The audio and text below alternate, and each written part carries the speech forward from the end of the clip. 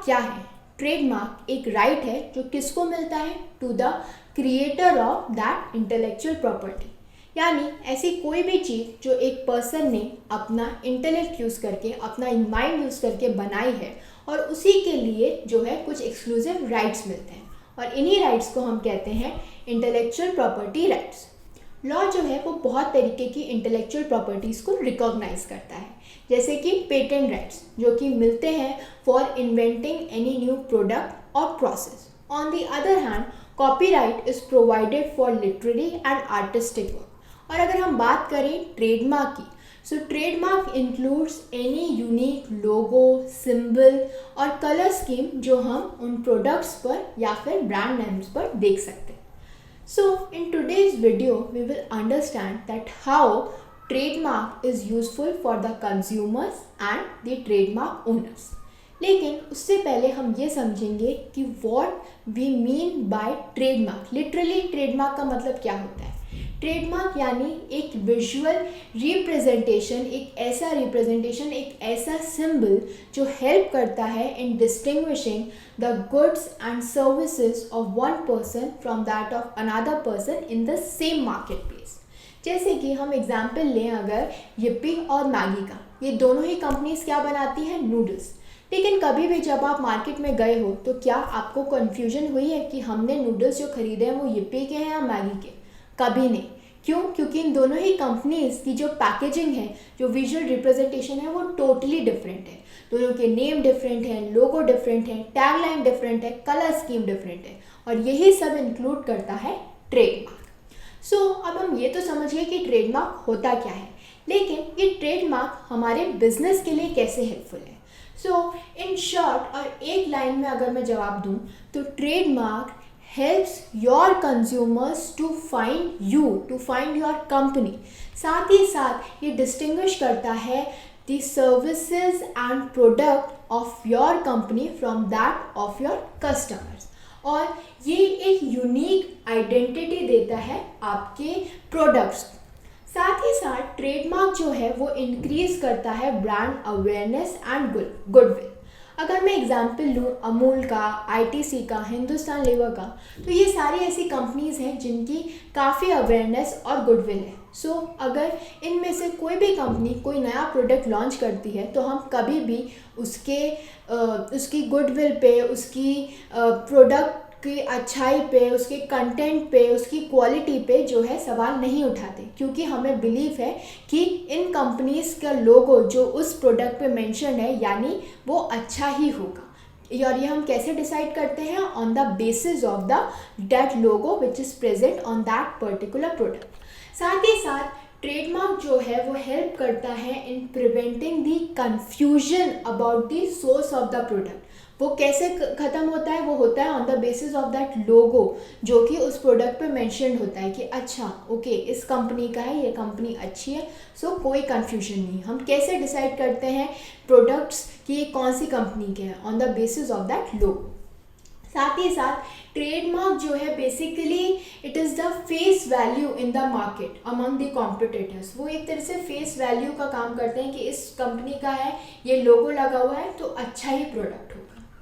Now, if this trademark is so helpful, तो ये हमें मिलेगा कैसे? How you can register a trademark for your business? तो जब हम बिज़नेस की बात करते हैं तो सबसे पहले हमें उस बिज़नेस में नेम रखना पड़ता है अपनी कंपनी का, और हमें ये इंश्योर करना पड़ता है कि ये जो हमारा नेम है, जो लोगो हम अपने बिज़नेस को दे रहे हैं, वो यूनिक होना चाहिए, वो डिस्टिंक्ट होना चाहिए। ऐसा सेम नेम और लोगो किसी और कंपनी का नहीं होना चाहिए। इसके लिए आप ऑनलाइन सर्च कर सकते हो, इंटरनेट पे देख सकते हो कि और किसी कंपनी के पास तो सेम नेम और लोगो नहीं है। साथ ही साथ आप चेक कर सकते हो इसे on the website of the controller general of patent design and trademarks. इसकी वेबसाइट पे आप जाके देख सकते हो कि कहीं सेम नेम को ऑलरेडी ट्रेडमार्क तो नहीं मिला हुआ है, ऑलरेडी ये एक रजिस्टर्ड ट्रेडमार्क तो नहीं है। सो ये सारी सर्च करने के बाद जो है आप अपना पहला स्टेप लेते हो टुवर्ड्स रजिस्ट्रेशन ऑफ ट्रेडमार्क, और वो पहला स्टेप है by filling in the application form. जो कि TM1 फॉर्म होता है, जिसे आप या तो मैनुअली भर सकते हो या फिर इलेक्ट्रॉनिकली उनकी वेबसाइट पे जाके। Once you have filled this particular form, आपके पास एक्नॉलेजमेंट आएगा। अगर आपने मैनुअली भरा है तो उसे 15 से 20 दिन लगेंगे, लेकिन अगर आपने इलेक्ट्रॉनिकली भरा है तो आपके पास इमीडिएटली एक्नॉलेजमेंट आ जाएगा कि आपने एप्लीकेशन भर दी है और हमने एक्नॉलेज कर दी है। Now once this application form is submitted और ये पहुंचती है टूवर्ड्स द अथॉरिटी, सो उसके अंदर जो कंसर्न अथॉरिटी होगी, जो कंसर्न पर्सन होगा, वो क्या करेंगे, वो स्क्रूटनाइज करेंगे आपकी एप्लीकेशन को, यानी रिसर्च करेंगे, ये देखेंगे कि जिस नेम के लिए, जिस लोगो के लिए आप ट्रेडमार्क रिक्वेस्ट कर रहे हो वो ऑलरेडी प्रेजेंट तो नहीं है, या फिर इस तरीके के नेम और लोगो को ऑलरेडी ट्रेडमार्क प्रोवाइडेड तो नहीं है। वंस दे आर सेटिस्फाइड कि नहीं, ऐसा कोई भी नेम और लोगो ऑलरेडी एग्जिस्टेंस में नहीं है, वो इसको पब्लिश कर देंगे in a reputed trademark, Indian trademark journal, तो उसके अंदर वो पब्लिश कर देंगे। वंस दिस इज पब्लिश, 90 से लेके 120 दिन का पीरियड देगा, यानी आप 3 से 4 महीने का पीरियड दिया जाएगा टू एवरीवन कि अगर किसी को ऑब्जेक्शन है in regard to that name और लोगो तो वो अपना ऑब्जेक्शन रेज कर सकते हैं। लेकिन अगर 3 से 4 महीने के अंदर कोई ऑब्जेक्शन नहीं आता है तो उस केस में क्या होगा, उस केस में आपको आपका ट्रेडमार्क रजिस्ट्रेशन सर्टिफिकेट जो है वो मिल जाएगा। Now you can see that this whole process of trademark registration will take around 15 to 18 months और finally आपके पास जो है आपको अपने particular name के लिए, लोगो के लिए ट्रेडमार्क मिल जाएगा। Generally trademark is granted for 10 years, it is valid for 10 years, लेकिन after 10 years आप time to time इसे renew करा सकते हो और अपना name और लोगो को अपने पास ही रख सकते हो, ये exclusive right enjoy कर सकते हो।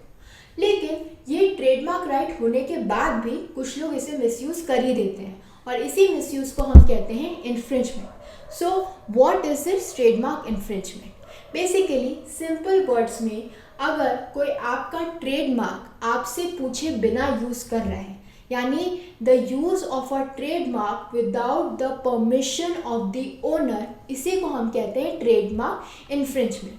जैसे अगर आप किसी प्रोडक्ट को जो है इस तरीके से यूज़ कर रहे हो, इस तरीके से डिपिक्ट कर रहे हो जिससे कंज्यूमर्स के दिमाग में कन्फ्यूजन होगा in regard to the source of that particular product, about that particular service.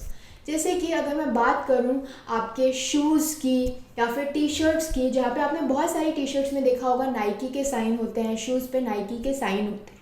सो हम कई बार जो है डिस्टिंग्विश नहीं कर पाते कि ये एक्चुअल है या डुप्लीकेट है। इसी डुप्लीकेशन को हम कह सकते हैं ट्रेडमार्क इन्फ्रिंजमेंट, क्योंकि वो बिना नाइकी की परमिशन के उनका जो लोगो है वो अपने प्रोडक्ट्स पर यूज़ कर रहे हैं। So this is what we can say is trademark infringement. अब अगर आपका ट्रेडमार्क इन्फ्रिंज हो रहा है तो आप क्या करोगे? What can you do if your trademark is infringed, if your logo is being used without your permission? So इसके लिए सबसे पहले तो आप कहाँ जाओगे? आप कोर्ट के पास जाओगे, आप केस फाइल करोगे against the person who is infringing your trademark. और कोर्ट से आप क्या रिक्वेस्ट कर सकते हो? आप ये कह सकते हो या तो स्टे लगा दो, इंजंक्शन पास कर दो। स्टे लगा दो यानी ये प्रोडक्ट जो है अब ये कंपनी, अब ये पर्सन यूज़ नहीं कर पाएगा, इसी समय से इसके बेचने पर, इसके सेल पर, इसके यूटिलाइजेशन पे जो है वो सेल लगा दी जाए। या फिर आप कंपनसेशन मांगोगे, अप्रोप्रिएट डैमेजेस मांगोगे कि क्योंकि ये पर्सन इतना मार्केट प्लेस पे कन्फ्यूजन फैला रहा था, मेरी गुडविल गई, मुझे अफेक्ट हुआ, मुझे कितना लॉस हुआ, तो वो सारे डैमेजेस आप जो है वो मांगोगे, कॉम्पनसेशन मांगोगे। और you can ask them to hand over the accounts and profits, जो भी फ़ायदा उस पर्टिकुलर पर्सन को हुआ बाय यूजिंग योर ट्रेडमार्क, आप उसे मांगोगे, वो प्रॉफिट्स जो है मांगोगे। या फिर एक लोकल कमिश्नर को अपॉइंट करेगा कोर्ट, जो कि वहाँ पर जाएगा, उस प्लेस पे जाएगा और सील करेगा सारे इन्फ्रिंज मटेरियल, सारे इन्फ्रिंज प्रोडक्ट्स जो कि अभी भी वहाँ पे उस पर्टिकुलर इन्फ्रिंजर के पास हैं। So I hope this video was helpful to all of you. Thank you for watching this video, and don't forget to follow Nyaya and do join us again for more of India's Laws Explained. Thank you very much.